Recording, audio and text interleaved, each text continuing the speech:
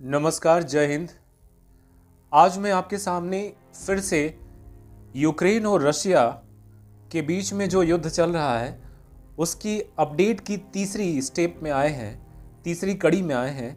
आज हम इस बात को समझने की कोशिश करेंगे कि अब तक सिनेरियो बदला कैसे है और आज कौन सही है और कौन गलत है।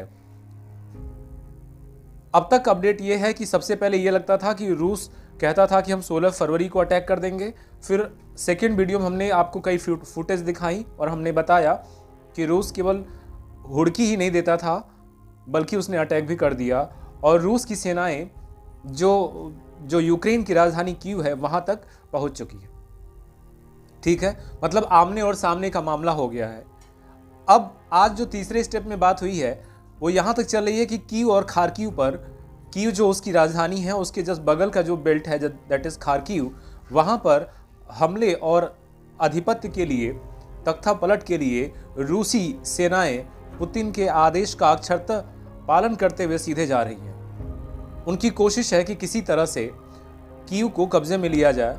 वहां के रिहायशी इलाकों में लोगों से बाहर न निकलने के आदेश दे दिए गए हैं। जो पहले दृश्य में जो यूक्रेनी राष्ट्रपति है वो अपना आर्मर्स पहन करके और सैनिकों के साथ अपने देश की नागरिकों के साथ लड़ने का संकल्प लेते हुए दिखाई दे रहे हैं। कुछ खबरें आ रही हैं कि उन्होंने जो है यूक्रेन छोड़ दिया है, लेकिन तीसरा आज जो वीडियो है इसमें हम बात करने वाले हैं कौन सही है कौन गलत है। एक तरह से जो सही होता है वो दूसरे तरह से क्या होता है, गलत होता है। जो व्यक्ति दूसरे तरीके से गलत होता है वो एक तरीके से क्या होता है, सही होता है।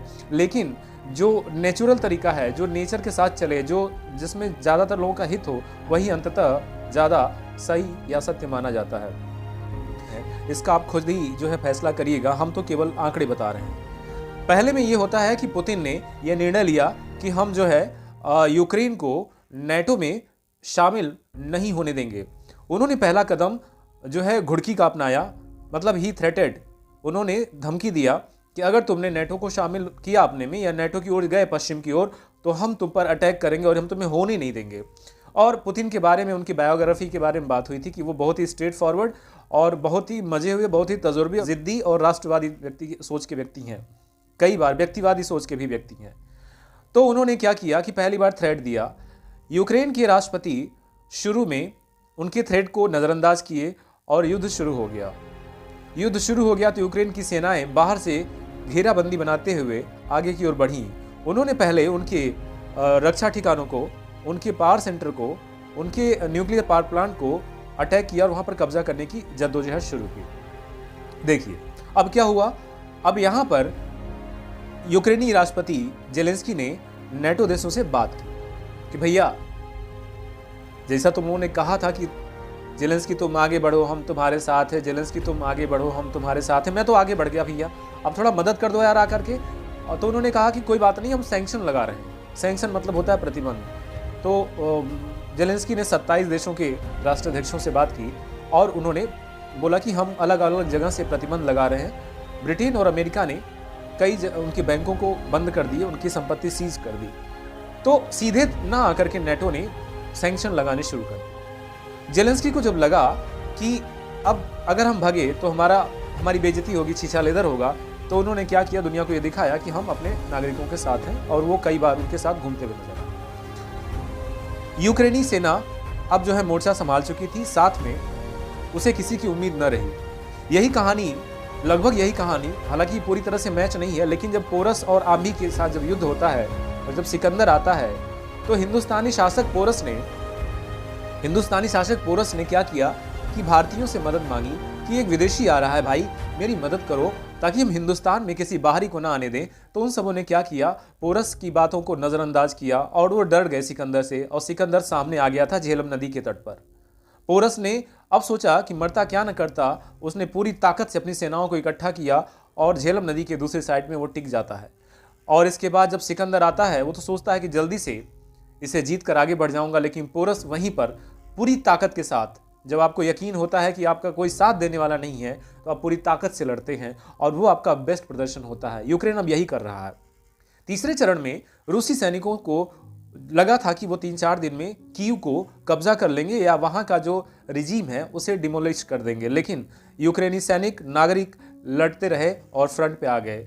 जिसको जो मिला वो हथियार उठा करके मोर्चा संभाल लिया। कई टैंकों, कई फाइटर प्लेनों को रूस के ध्वस्त किया गया। अब रूस के लिए यह जंग खिंचती हुई नजर आ गई। आज जबकि 5वां दिन है युद्ध का और अभी यह समाप्त नहीं हुआ है, तो जेलेंस्की ने इस युद्ध को अगुवाई करके बढ़ा दिया है। आप जानते हैं कि यह होना था। अगर युद्ध बढ़ता, जिसकी उम्मीद पुतिन ने नहीं किया होगा, तो यह पुतिन के लिए ज्यादा नुकसानदायक और उनकी प्रतिष्ठा पर ठेस लगाने वाला था। इसलिए पुतिन, अब जो आज मैं जब आपके सामने बात कर रहा हूं 1 मार्च को, तो आज पुतिन की सेनाएं और ही कहर बरपाने पर उतारू हो गई हैं। हुआ यह है कि सारे देश जो पहले एश्योरेंस और सैंक्शन की बात कर रहे थे, अब वो यूक्रेन को भारी मात्रा में हथियार, गोला बारूद, fighter plane, jet plane, anti fighter plane missile, anti tank missile, ये सब देना शुरू कर दिया है। अब उसका हौसला बढ़ गया है यूक्रेनी राष्ट्रपति जेलेंस्की का। अब ये प्रतिष्ठा की बात हो गई है रूसी राष्ट्रपति व्लादिमीर पुतिन के लिए कि यार ये तो लड़ाई जो है ये नेटो देशों ने मिल करके इसे तो उकसा दिया है, ताकतवर बना दिया है। अब वो जो है अति आक्रामक रूप पे आ गए हैं। अब उन्होंने रिहायशी जगहों पर जैसे कि अस्पताल, स्कूल, सबको निशाना बनाना शुरू कर दिया है। ऐसे में भयंकर तबाही के मंजर आपको टीवी चैनलों पर दिखाई देने को मिल जाते होंगे। तो इस तरह से आज तीसरे जब चरण का मैं वीडियो बना रहा हूं, तो यूक्रेन और रशिया का वार इस मोड़ पे पहुंच गया है कि यूक्रेन इस युद्ध को खींचता नजर आ रहा है और पुतिन इस युद्ध में भयानक से भयानक हथियार गिराते नजर आ रहे हैं। तो कहावत सही है, पुष्पराज फिल्म का डायलॉग है कि अपन झुकेगा नहीं साला। ठीक है, तो झुकेगा नहीं साला मतलब कौन नहीं झुकेगा? यूक्रेन। और अपन रुकेगा नहीं साला, इसका मतलब देखिए, इसमें गाली का मतलब मत लीजिएगा, ये तो केवल ऐसे ही मनोरंजन के लिए है। ये अपन रुकेगा नहीं वाला जो डायलॉग है ये पुतिन के लिए है। तो मामला समझ में आ गया। आगे की क्या संभावनाएं हो सकती हैं, भारत का क्या उसमें रोल हो सकता है? आगे की संभावना ये लग रही है कि अगर यूक्रेन नहीं माना और इस तरह से नेटो ने लगभग तमाम संपत्तियां जब्त कर ली हैं पुतिन की, तो पुतिन विवश होकर के भारी भरकम हथियार जिसमें लेकिन अभी न्यूक्लियर वेपन की धमकी देने की बात आ रही है, लेकिन इस बात की यह कोरी कल्पना सी लगती है क्योंकि न्यूक्लियर अटैक का चांस नहीं के बराबर है। अकेले 6,500 न्यूक्लियर वेपन रखने वाला रूस अगर जानता है कि अगर एक भी न्यूक्लियर बम फटा तो इससे न रूस बचेगा, न यूक्रेन बचेगा और न दुनिया बचेगी। इसलिए ये लड़ाई तो नहीं होनी है। लेकिन हाँ, रूस बेस्ट से बेस्टेस्ट अपना आर्मी यूज करके यूक्रेन को जल्दी से जल्दी दबाने की कोशिश करेगा, युद्ध को समेटने की कोशिश करेगा। एक तो बात यह हुई। जेलेंस्की के बारे में बात कर रहे थे। जो यूक्रेनी राष्ट्रपति जेलेंस्की हैं, वो एक तो राष्ट्रवाद की बात ठीक है, लेकिन आप नेटो में जाने का जो जिद पाले हैं, इसी से रूस को समस्या है। तो भाई ऐसा तो नहीं है कि नेटो आपका ज्यादातर लगाव तो रूस के साथ है, ज्यादातर लेन देन, ज्यादातर इंडस्ट्रियल जो पैचअप है वो तो रूस के साथ है।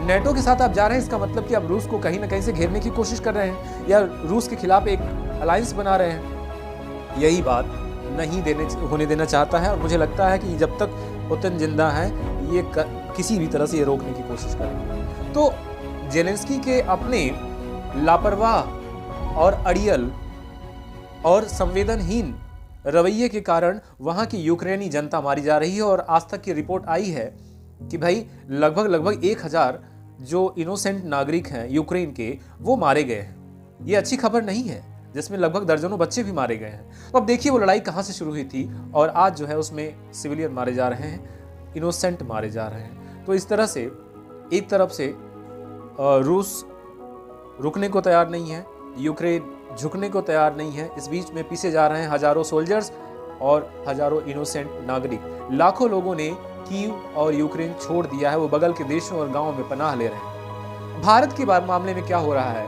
आज की ताज़ा बात यह है कि भारत ने अपने 4 मिनिस्टर्स को, कैबिनेट मिनिस्टर्स को, इंडियंस जो वहां फंसे हुए उनको निकालने के लिए बगल देशों में उतार दिया है। और भारत के यशस्वी प्रधानमंत्री श्री नरेंद्र मोदी जी स्वयं इसकी अप टू डेट पल पल की ले रहे हैं और वो तमाम विदेशों के काउंटर पार्ट से बात कर रहे हैं ताकि भारतीयों को किसी भी तरह से वहां से सुरक्षित निकाला जाए। 3-4 फ्लाइट आ चुकी हैं, जिससे हजारों, लगभग 2000 इंडियंस आ चुके हैं। बाकियों के लिए एयरलिफ्ट के लिए आज 1 मार्च को ये भारत सरकार ने घोषणा की कि बाकियों को एयरलिफ्ट से भारत लाया जाएगा। कुछ भी हो, लेकिन हमारे देश का एक भी व्यक्ति वो इस पे प्रभावित नहीं होना चाहिए। जबकि युद्ध होता है तो हर कोई प्रभावित होता है, ये बात नरेंद्र मोदी जी जानते हैं। और ऐसा नेतृत्व भारत को मिला है। ये सौभाग्य की बात है कि हमारे प्रधानमंत्री भारत के आज सर्वोच्च पद पर हैं, या भारत के प्रधानमंत्री नरेंद्र मोदी हैं। जब उन्होंने एक पिता की तरह, एक गार्जियन की तरह हर एक नागरिक की देखरेख करना, उसे संकट से निकालना, कोरोना जैसी महामारी से निकालना, ये तमाम काम उन्होंने किया है। देखिए, मैं किसी पार्टी का पक्षधर नहीं हूं, लेकिन व्यक्ति और उसके व्यक्तित्व का पक्षधर बिल्कुल हूं। और नरेंद्र मोदी जैसा कद्दावर प्रधानमंत्री अब तक के प्रधानमंत्रियों में मिसेस गांधी को छोड़ दिया जाए और लाल बहादुर शास्त्री को छोड़ दिया जाए तो कोई नहीं था। ठीक है, तो इस चीज़ों को आप ध्यान रखते रहिए, क्योंकि ये आपके एग्जामिनेशन, कॉमन सेंस और सामान्य ज्ञान में ये इंक्लूड होता है।